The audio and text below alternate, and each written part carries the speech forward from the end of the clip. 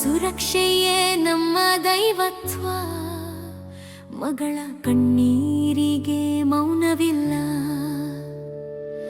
ಅನ್ಯಾಯದ ಮುಂದೆ ತಲೆಬಾಗುವುದಿಲ್ಲ, ಹೆಣ್ಣು ದುರ್ಬಲಳಲ್ಲ, ಶಕ್ತಿಯ ಸ್ವರೂಪ. ಅವಳ ಕನಸುಗಳಿಗೆ ನಾವೆಲ್ಲರೂ ರೂಪ. ಗೌರವದ ಬದುಕು ಅವಳ ಹಕ್ಕು, ರಕ್ಷಿಸುವುದು ನಮ್ಮೆಲ್ಲರ ಹೊಣೆ.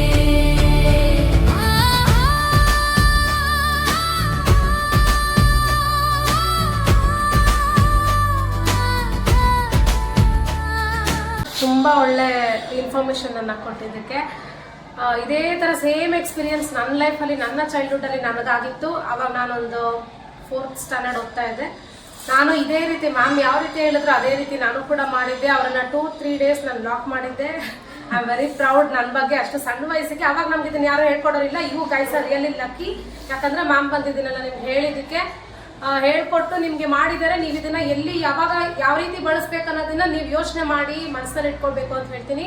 So thank you so much ma'am, ಇದರಿಂದ ತುಂಬಾ ಹೆಲ್ಪ್ ಆಯ್ತು ನೀವು ಹೇಳ್ಕೊಟ್ಟಿರೋದ್ರಿಂದ.